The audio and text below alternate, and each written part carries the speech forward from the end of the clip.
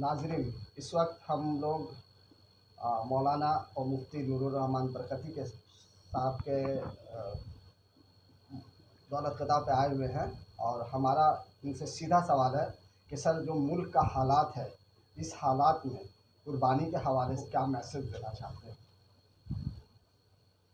बिस्मिल्लाहिर्रहमानिर्रहीम। इस वक्त मुल्क के हालात वाकई बहुत ख़राब हैं और फ़िरक़ा परस्ती उरूज पर है। मग़रिबी बंगाल फिर भी महफूज है, हम देख रहे हैं, क्योंकि यूपी से जो रिपोर्ट मिलती है, मिल रही है, और गुजरात और बम्बई से जो रिपोर्टें हैं वो ठीक नहीं। ऐसी सूरत में हिंदुस्तान का एक सूबा मग़रिबी बंगाल है, जहाँ आज भी जमहूरियत है और अमन है। मुसलमानों से मेरी गुजारिश यही है कि वो चौकन्ना रहें और कुर्बानी करें तो एहतियात बरतते हुए, ऐसी कोई हरकत न करें जिससे अमन व अमान को नुकसान पहुँचे। जहाँ तक मैं तो एक मुद्दत तक टीपू सुल्तान मस्जिद में नमाज़ पढ़ाता रहा, 40 साल से ऊपर। लेकिन अब हम लोग उम्र की ऐसी मंजिल पर है कि ज़्यादा भाग दौड़ नहीं कर सकते। यही वजह है कि टीपू सुल्तान का ऑफिस भी हमने बंद किया है। बहरहाल, इस वक्त जो लोग बुजुर्ग हैं, जिनकी उम्र है, जो कौम व मिल्लत की खिदमत कर रहे हैं, उनकी बात को मानना होगा। जो नौजवान है, जो नई नस्ल है, उन्होंने फसादात नहीं देखे हैं, इसलिए जैसे भी हो, ये ईद उल अज़हा का पैगाम यही है कि आप अमन व अमान से अपना काम करें। जो आप कुर्बानी करेंगे बड़े एहतियात से, क्योंकि हम हिंदुस्तान जैसे सेकुलर मुल्क में हैं और यहाँ एक दूसरे के जज्बे का एहतराम लाजिम है। इस पर फ़िरक़ा परस्ती उरूज पर है और फ़िरक़ा परस्त इस चक्कर में है मग़रिबी बंगाल में कि आप ज़रा सी गलती करें और वो उससे फ़ायदा उठा लें। तो ऐसा मौका देना ही नहीं है। मेरी भी यही गुजारिश है। मैं मौलाना अलहाज मुफ्ती क़ारी सैयद मोहम्मद नूरुर रहमान बरकती मुजद्दिदी, मेरी भी यही गुजारिश है। सर, हिंदुस्तान में मुसलमान इस वक्त खौफ के साए में ज़िंदगी गुजार रहे हैं। कहीं बुलडोज़र का डर है तो कहीं मॉब लिंचिंग का। इससे कैसे बचा जाए? हिंदुस्तान की जो गवर्नमेंट है वो इस पर नकेल नहीं कस पा रही है और आए दिन ये खबरें आती रहती है। मॉब हम से अपने आप को बचाएं। देखिए, हुकूमत को ये आपको तस्लीम कर लेना पड़ेगा कि एक फ़िरक़ा परस्त हुकूमत है। ये आपको मानना ही पड़ेगा कि मोदी या योगी या नाम ले लेता हूँ मैं, या अमित शाह, ये सब बड़े करप्ट लोग हैं।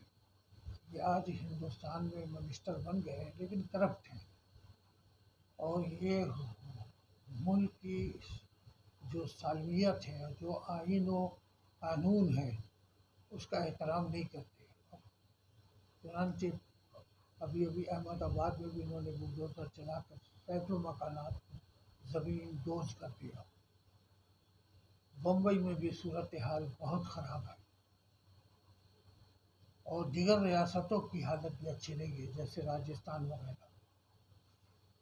बंगाल में भी बहुत ज़बरदस्त कोशिश हो रही, बल्कि खुफिया एजेंसियों का जो रिपोर्ट हम देख रहे हैं, सुन रहे हैं, उसमें पता चल रहा है कि फसादी यहाँ आ चुके हैं। फसाद के मूड में हैं, फसाद कराना चाहते हैं। हुकूमत सरपरस्ती कर रही है। हुकूमत बजाय रोकने के वो इस बात पर आमादा है कि फसाद हो, हंगामा हो। बंगाल जैसी रियासत को ख़त्म करने की कोशिश। यहाँ ये आपको तस्लीम करना पड़ेगा, हज़ार खामियों के बावजूद यहाँ ममता बनर्जी की गवर्नमेंट है, और ये गवर्नमेंट फिरका परस्ती से लड़ रही है, मगर वो भी कब तक लड़ेगी। मुसलमानों को डरना नहीं है, उन्हें फ़लस्तीन से सबक लेना है।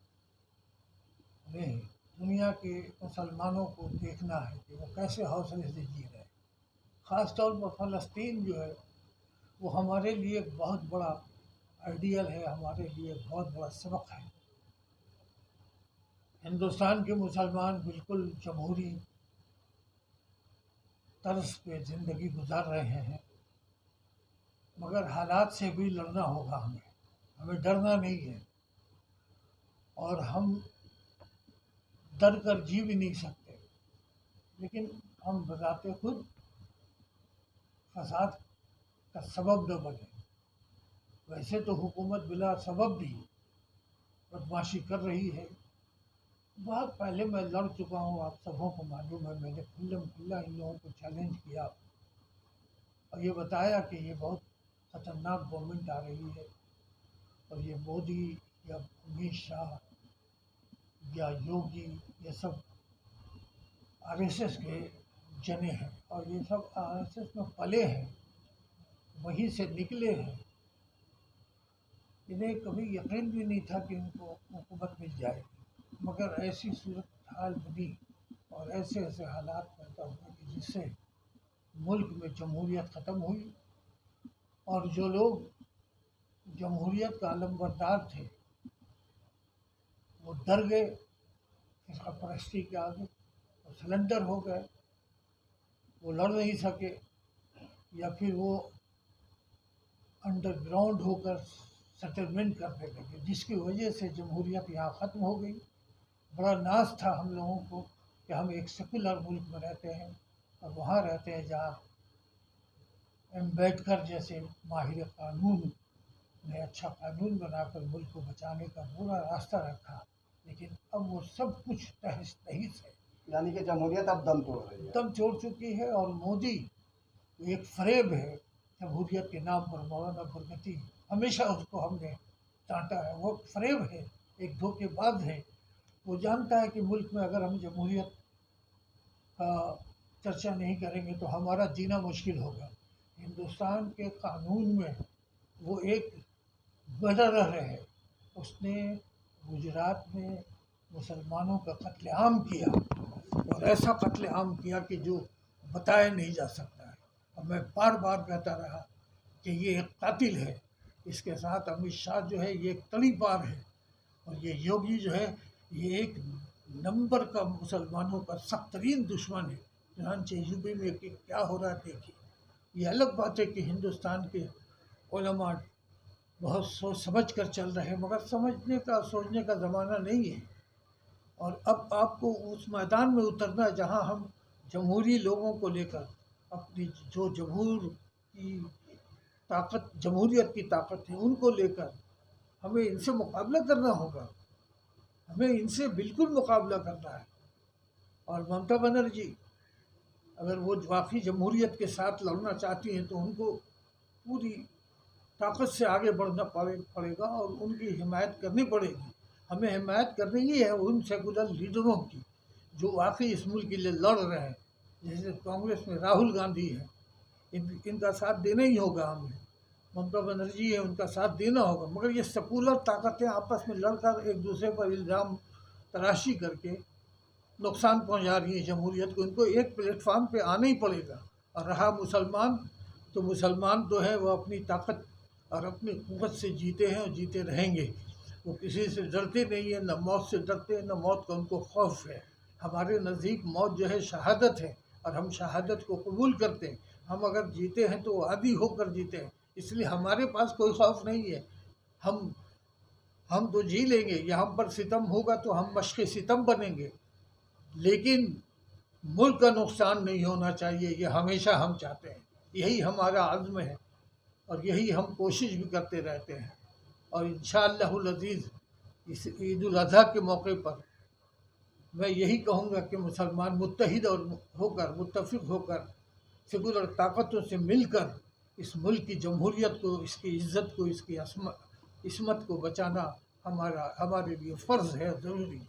सर, इस वक्त न सिर्फ बीजेपी के छोटे लीडर बल्कि जो अहदेदार हैं, जो पीएम है, होम मिनिस्टर है और सीएम है, जैसे योगी का ही नाम ले लिया जाए, तो ऐसे लोग जो हैं वो लोग हेट स्पीच के जरिए मुल्क के हालात को बिगाड़ने की कोशिश कर रहे हैं और सिवाय नफ़रत के और कुछ नहीं। हिंदू मुसलमान तफरका पैदा करके वो सियासत में अपने लिए एक मुकाम हासिल करना चाहते हैं। यही वजह है कि वो हर वक्त कुछ ना कुछ गलत सलत बयान देते हैं। जैसे अभी हाल ही में अमित शाह मुल्क के दौरे पे आए थे तो बहुत कुछ उन्होंने खरी खरी बातें ममता बनर्जी को सुना दी और सिंदूर ऑपरेशन के हवाले से कहा कि ममता जो है इसकी मुखालफत कर रही है। तो आपको क्या लगता है कि ममता बनर्जी ने कभी इसकी मुखालफत नहीं की, लेकिन उनका तरीका जो है अमित शाह का बंगाल में आके जिस तरह से उन्होंने अपनी बातें रखी वो सही नहीं लगता।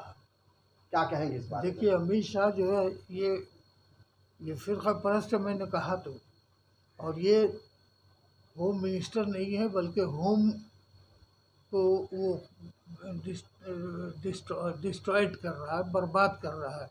और ये आकर यहाँ बंगाल में फसाद कराना चाहता है और मुल्क की अदालत को इन लोगों पर नज़र रखनी चाहिए और इनको सज़ा देनी चाहिए, इनके ख़िलाफ़ मुकदमा दर्ज करना चाहिए और इनको बाकायदा अदालत नोटिस दे और इनको इनके जराइम की सज़ा दे। क्यों? इसलिए कि ये सिंदूर हो या जो भी हो वो अलग एक मसला है, मगर मसला सिर्फ ये है कि यहाँ आकर ममता बनर्जी की इस सेकुलर क़यादत को और सेकुलर जो हमारा बंगाल है यहाँ आकर भड़काना, इस तरह से करना, तो ममता बनर्जी को चाहिए कि इन लोगों पर केस करें, इनकी पार्टी केस करे, राहुल गांधी केस करे, मुकदमा करें। मुल्क में अदालत है ना अभी, तो अदालत जब है तो हम मुल्क की अदालत को झंझोड़ेंगे। हम उनसे कहेंगे कि सुप्रीम कोर्ट के चीफ जस्टिस वगैरह से कहेंगे कि आप डर जाएंगे तो आपके हाथ से मुल्क निकलेगा और मुल्क निकल जाएगा तो फिर क्या रह जाएगा। इसलिए मैं शुरू से भी बोला हूँ कि ये लोग ज़रूर कहेंगे मैं बहुत सेकुलर हूँ और मैं सेकुलर। आप सेकुलर हैं तो आप कर क्या रहे हैं? किरदार आपका कहाँ सेकुलर है? गुफ्तार आपका कहाँ सेकुलर है? आपकी ज़िंदगी के आपकी नकल व हरकत आपकी कहाँ सेकुलर है? हर तरफ से आप मुसलमानों को डराते, एक फ़िरक़े को गाली बकते, एक फ़िरक़े को बुरा भला कहते, एक फ़िरक़े को निशाना बनाते हैं। और अभी जो फसाद हुआ पाकिस्तान से, तो हिंदुस्तान का मुसलमान मुत्तहिद है मगर ज़बरदस्ती उनको गिरफ़्तार किया जा रहा है, उनको उनके लड़कों को, नौजवानों को मशकूक नज़र से देखा जा रहा है, मॉब लॉन्चिंग हो रही है, कहीं पर कत्ल कर दिया जा रहा है। बाकी क्या रहा है? बस आप ये कहिए कि एक वहशतनाक मंजर है इस मुल्क का। अब इसको मुसलमान सिर्फ इसलिए बर्दाश्त करें कि अभी तक जमहूरियत कायम है और अभी तक जमहूरी अंदाज और जमहूरी फ़िक्र जो है मौजूद है, इसलिए मुसलमान तक रहे हैं और देख रहे हैं कि क्या होता है। हम हर वक्त साथ हैं आपके, लेकिन फ़िरक़ा परस्तों के साथ नहीं है। हम आपके साथ हैं लेकिन फ़िरक़ा परस्तों के साथ नहीं। और ये अमित शाह, ये तो तड़ी पार है। अरे इसको तड़ी पार लोग आज आ गए मुल्क में, बदनसीबी नहीं तो और क्या है। इसको सारे उलमा को इसको खुलकर बोलना चाहिए। अब नहीं बोलेंगे तो ये कब बोलेंगे? मैं तो शुरू से बोल रहा हूँ, उसकी सज़ा भी मुझको मिली, मुझ पर हमला भी हुआ, सब कुछ हुआ, मगर मैं बोल रहा हूँ, हक़ बोल रहा हूँ मैं, चाहे इसमें गर्दन कट जाए, मैं घबराने वाला नहीं। और आज भी कह रहा हूँ कि मुसलमान हिंदुस्तान के बहुत चौकन्ना हैं, ख़ास तौर पर यूपी और महाराष्ट्र और इधर राजस्थान के मुसलमान बहुत चौकन्ना रहे, और बंगाल के मुसलमानों को भी चौकन्ना रहना।